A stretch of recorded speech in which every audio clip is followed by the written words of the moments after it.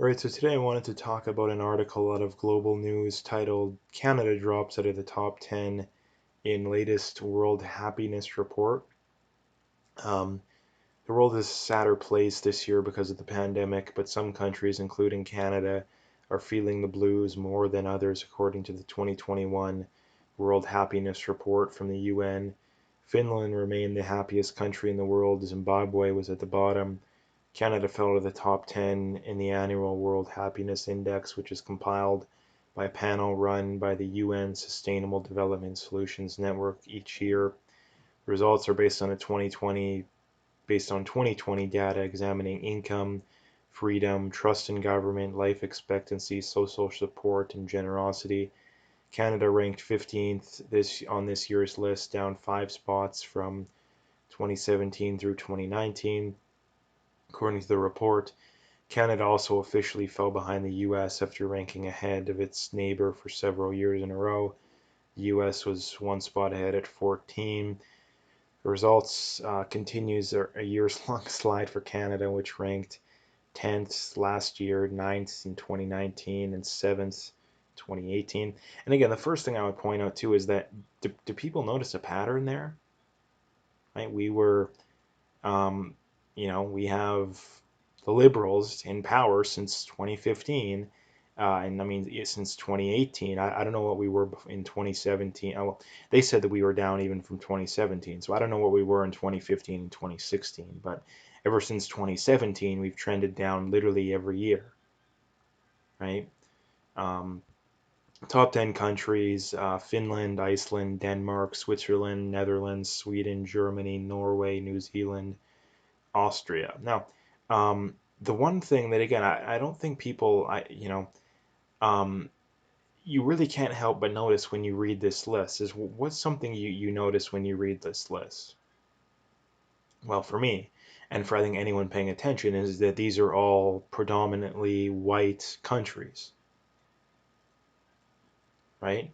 Uh, and why is that? Is I think it's mainly because of the IQ thing, right? That's something people really don't like to talk about, for obvious reasons that I've gone into before, because again, obviously it makes people incredibly uncomfortable that they've been lied to their whole life, that the only reason why blacks make less money than whites is more racism, when in reality that's usually not the case. Same thing goes for women and men. Well, women and men, it tends to be more of a life decision thing, but those are different things in and of itself. So the one thing Canada is doing, like some of these other countries on the list, to be fair, Germany probably the biggest example of that, they have a lot of mass immigration, right? I think that that's clearly one of the things, again, that there has to be a reason. Like, for people that disagree with me, again, I would welcome counter arguments, but something has gone on over the last roughly 5 years, right? And there's other things that show this as well. Right? There's other things that clearly show this. Um, if you look at, there was another thing I made literally every year since Trudeau has been in office, Canada has gotten worse. I don't remember exactly what it was, but I made a video about it, I remember. Um, Again, so something that, again, a lot of people say, oh, you think it's all Trudeau. No, I don't think it's all Trudeau. I think Trudeau definitely deserves a fair share of criticism. But I think the other problem too is that the provinces have dropped the ball a lot as well, namely due to the whole virus scenario. And I think this is another one that goes into it as well, is that um, if you look at some of the countries on here, I mean, New Zealand had a very strict lockdown, but of the other ones, things weren't like, I know Switzerland wasn't overly strict. Sweden obviously had no lockdown. I know Sweden or Finland did, but I don't think it was to the degree Canada did. Again, so people really need to start like, and this is the worst thing about it too. Like people just can't just think straight. Like like something is clearly wrong with Canada, right? I talked about it a lot in my Strange Death of Canada video. Something is clearly wrong, and the worst problem about it is that most people's solution seems to be it's we're not doing enough of what we're already doing, right? We don't have enough regulations, we don't have enough taxes. People have too much freedom, right? So again, like, and this is why I make these videos too. People always say, "Oh, we're still doing pretty good," and like that they compare us to, like, these dirt poor countries and saying, "Oh, it could be, well, yeah, it could be worse, but it could be a lot better as well." And I think most people who make that argument, the reason why I can't stand those people is that they make that argument not in the way they think they're making. They tend to make it in, it's an excuse for them to not have to do anything. And that's something I really can't stand about a lot of people these days, is that they may not necessarily believe a lot of the garbage, whether it's socialism, whether it's lockdowns, whether it's any of these kind of things, but they just blindly take this middle ground. They just blindly take this middle ground. And it's because they want to avoid responsibility, I believe. And again, a lot of times when you talk to these kind of people on a more individual basis, they'll start to come around, right? So I think that when it comes to a lot of these people, they just refuse to um, actually stand for anything. And by actually stand for any, I don't mean any of the, you know, Black Lives Matter, feminism, or any of that garbage, right? That's all propaganda. It's all um, you know, communist, fascist kind of stuff, right? I mean, the BLM people, and a lot of the people, they admit they're communists, right? Again, feminism is one of the most destructive things that's been done to society over the last couple generations, right? And obviously, people twist your words and saying, "Oh, you think women should be barefoot in the kitchen." No, that's not what I'm saying. I'm simply saying this whole thinking that women can compete with men on a level playing field, it's not going to happen. Like, you're setting these people up for failure. And I think that's one of the biggest reasons for this stuff too, is that um, if you look at working career women without kids, they're less happy than stay-at-home mothers. And I think that gap is only widening. And why is that? It's because most women, they're not built to do that. And if they are built to do that, it's later in their career. Like this, women in their 20s, like, why? At least for most of them, right? I'm not saying that everyone's the same. There's always exceptions to the rule, but I think this is one of the biggest things in people's loss of happiness, specifically women's, is that they've been told this lie that the way to be happy is get a career, have kids later. Well, oftentimes it doesn't work out, and if it doesn't work out, a lot of times it's rushed into. They end up with a terrible guy. They end up a single parent, right? That's another thing that I think is playing into a lot too. It's single parenthood. Well, it clearly is. I don't think there's a debate on that. The debate is to what extent.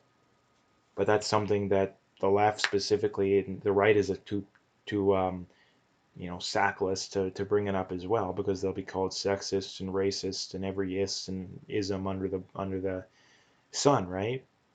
But again, we know kids who grow up in a single parent, specifically single mother household, a lot more likely to drop out of high school, a lot more likely to end up in the same situation the parent was in, a lot more likely to end up in jail, a lot more likely to end up in poverty, a lot more likely to end up a drug addict.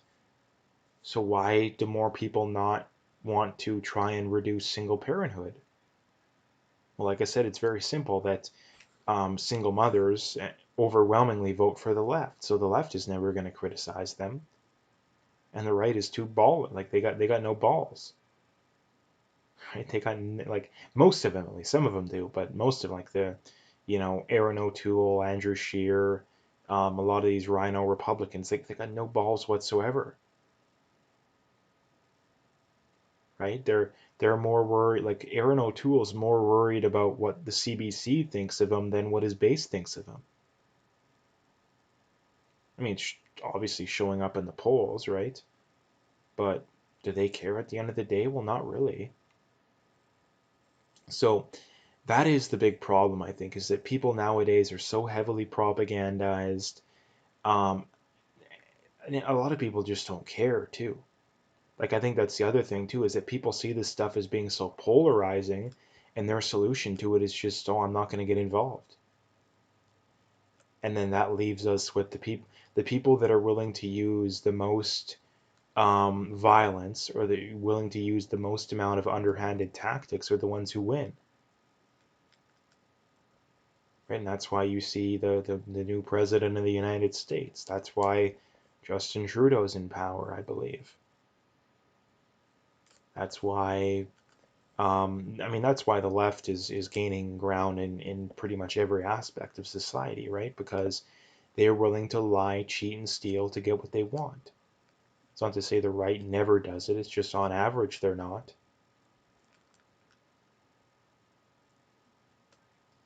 Right? It's um, the Democrats falsely accused Trump of stealing the election for years, never apologized once, never admitted they're wrong once.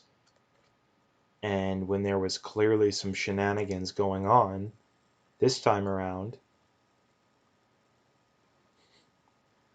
right? Like the double standard, and the fact that we've just accepted double standards as a society, like it's like, and this is the reason too why I just scoff and like I don't care. Like politician, like UCP politicians going to Hawaii, like who cares? Like what do you people mean? Oh, they're hypocrites. They're not like you're a leftist, right? Like you support different sets of rules for different people, pretty much every single aspect of society. You support the government being able to, have different rules than the average person by definition.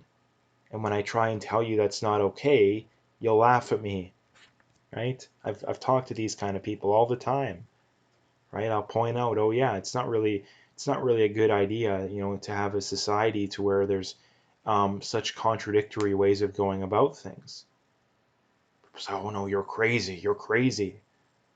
And be it they're the ones that are shocked and appalled when politicians are caught as being hypocrites, basically. Like, what are you talking about? You just told me it's a good thing.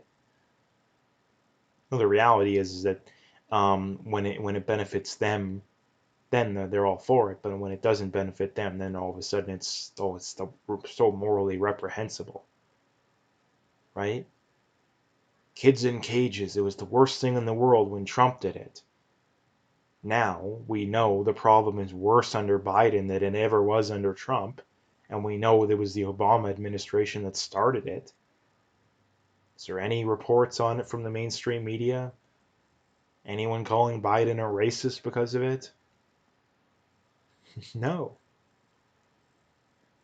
Right? So again, I don't want this to be a left-right thing because I think that the difference, the left is clearly more responsible for the destruction of Western society. Like there's no question about that. There's no debate on that. The right's problem isn't necessarily that they're destroying things. It's that they're sitting idly by, and in a lot of situations supporting it. Like lockdowns, prime example of that. Doug Ford, Jason Kenney. Like, and this is the thing too, that if Doug Ford, if Jason Kenney, if Scott Moe, if any of these people, if they actually cared about their base, they wouldn't support lockdowns. Again, we're over a year into this, right? I've said it a lot before. I'm not going to get into it here. But again, if they actually cared about their base, they wouldn't support it. But have they ever called it out? Jason Kenney to some degree, but not really. Again, Doug Ford said that, it would be political suicide to disagree with the public health officials. Well, what's the point of even having governments then now? If public health officials are the only people that can make any decisions, what's the point of even having? Right? And why do we have a system to where unelected people have far more power right now than any premier or MP has? Right? People, you have all these people that, oh, Trudeau or Trump, they're dictators, right? They're dictators. Well, at least they're elected. Nobody voted for Dr. Hinshaw or Dr. Tam or Dr. Fauci. It would be one thing if these people had some checks and balances, but they have absolutely no checks and balances whatsoever. Like none whatsoever. So yeah, I could talk forever about this stuff, but again, those are the reasons why I think that this is going on. I think that Canada is adopting this woke garbage, for lack of a better way of putting it, and this is the problem too with leftist politics is that they're trying to accomplish something that cannot be accomplished. Equity cannot be accomplished. They're trying to do something that is impossible. Having women earn the same as men on a level playing field, it's not possible. Having blacks earn the same as whites on a level playing field, it's not possible. But the data and the science is very clear on that. So again, the left is trying to do something that is impossible, which is why I think that people are getting less and less happy because they're trying to do something that isn't possible. And this is why the woke stuff never ends, right? This is why it never ends. Why they get what they want, and that yet they're still not they're no more happy than they were before. Because again, like I said, they're trying to accomplish something they cannot accomplish, and it only makes the people on the right even more unhappy because to get what they want done, they need to cripple the competition as much as possible, right? To get women to earn as much as men, you need to cripple men and artificially push down men to such a degree that it's not even funny. Same goes for whites versus blacks, right? And a lot of those people are the right wingers, right? And that's why they're becoming less and less happy, I believe, as well. So yeah, I mean, the main point here too, like I said, the last thing I guess I'll bring up is this isn't going to get any better anytime soon, I don't think. Um, because again, like the people's solution to these problems in society tends to be rather than actually gritting your teeth and trying something different, it's oh, we didn't have enough socialism, right? It's not that socialism doesn't work, it's that we didn't have enough. It's not that the woke stuff doesn't work, it's that we weren't woke enough. So yeah, I think we're just going to keep getting worse and worse as time goes on until we reach a breaking point. So anyway, that's what I wanted to bring up today. If you liked the video, make sure you hit that like and subscribe. If you haven't already, make sure you check out those links below. Follow me on those other platforms if you haven't already. If you want to donate, you could do that as well. Again, I would very much appreciate whatever support I can get. But at the very least, just hit that like and subscribe and stay tuned for more.